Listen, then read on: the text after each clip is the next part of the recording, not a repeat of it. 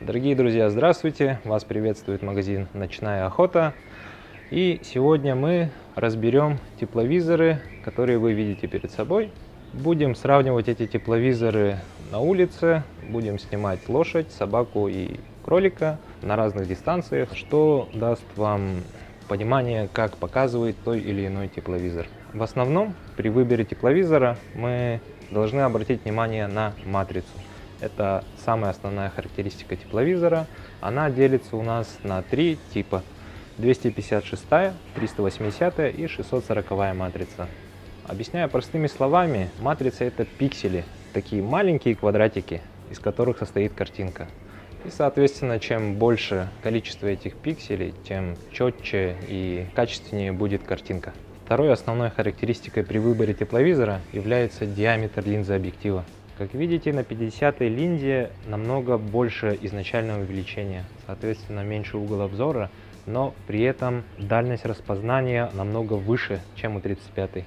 И еще одна характеристика, тоже немаловажная, это милликельвины под обозначением МК. МК у нас отвечает за яркость тепловой сигнатуры. И чем меньше у меня значение милликельвина, тем ярче у меня будет тепловой объект отображаться на моем тепловизоре. Ну и также сравним данные тепловизоры непосредственно в полевых условиях и посмотрим, как они показывают. Поехали!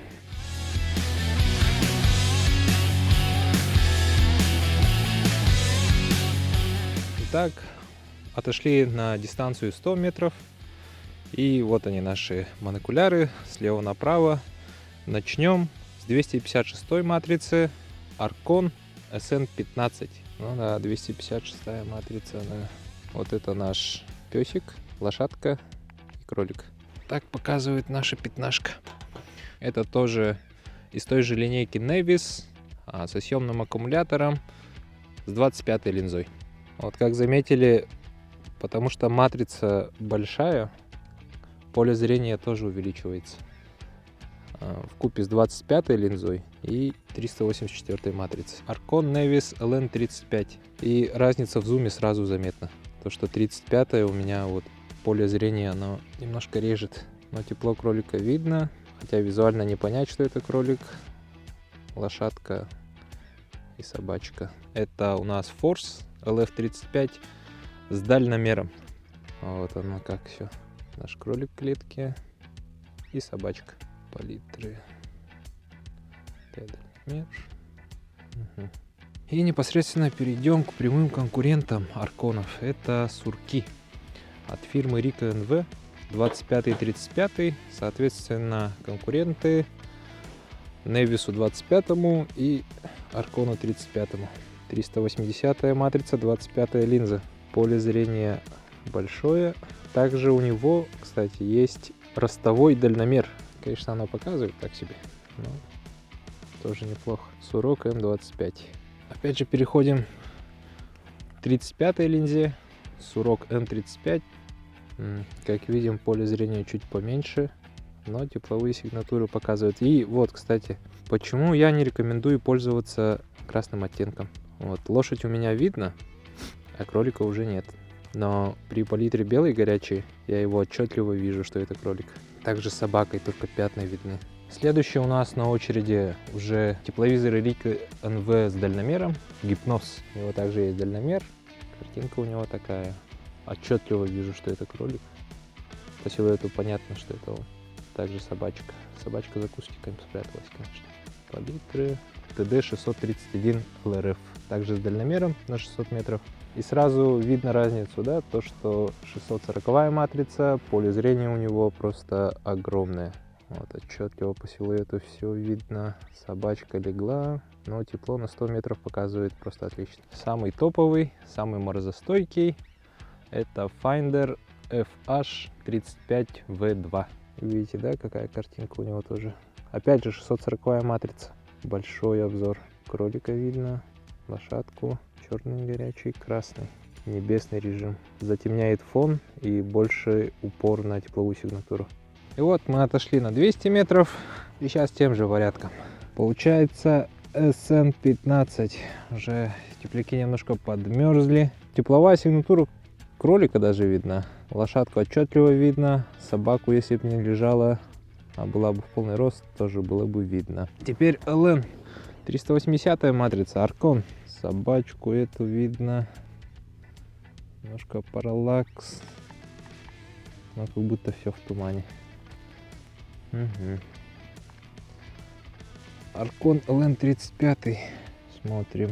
Ну как бы да. Но все три тепловые сигнатуры улавливает.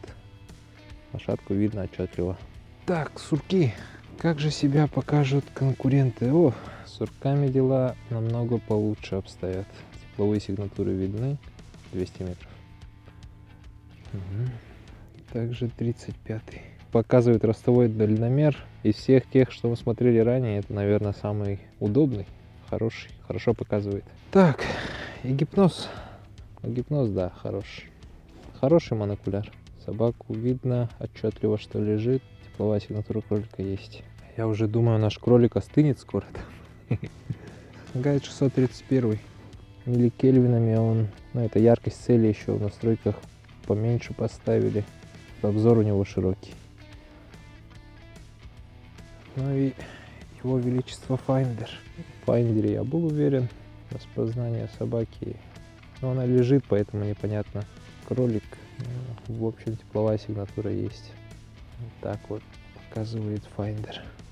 Ну, угол обзора у него тоже неплохой. Еще этот не посмотрели, да? Забыли форс, новинку.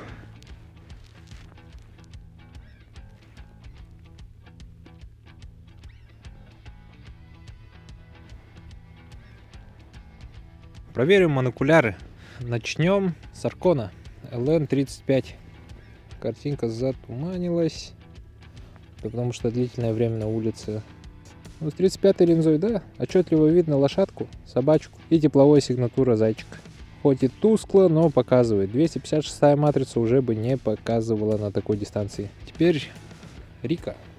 А ну, с Рикой дела получше обстоят, но картинка тоже немножко затуманенная. Вон собачка голову подняла, отчетливо видно, как будто лежачая косуля, да? Вот так вот будет примерно ее и видно. Лошадь стоит, и тепловая сигнатура зайчика тоже видна. Гипноз. На это он ближайшие кусты застревает. На самом деле они где-то 275 стоят примерно. Гипноз хорошо показывает. Finder на 300. Finder на 300 себя тоже хорошо показывает. Вон даже какашки лошади видно. Это рядом она дела сделала. Ну и как бы нужно учитывать, что это мое мнение. Ваше мнение может с моим различаться. Так что приглашаем вас в наш магазин. Приходите сами, покажем вам, дадим подержать, пощупать, сами посмотрите. На эстакаду поднимаемся, со второго этажа тоже на 300-400 смотрим. Можем оформить беспроцентную рассрочку на 6 месяцев или кредит сроком побольше. Кстати, также мы недавно запустили работу нашего сайта ночнаяохота.ру. Заходите, смотрите, там весь каталог наших тепловизоров и не только. Всего ассортимента магазина есть. Также можем доставлять в другие регионы России по почте, СДЭКу. Заходите на сайт, оставляйте заявки, смотрите каталог, знакомьтесь с ценами. И ждем вас в магазине. Приходите, все расскажем, все покажем.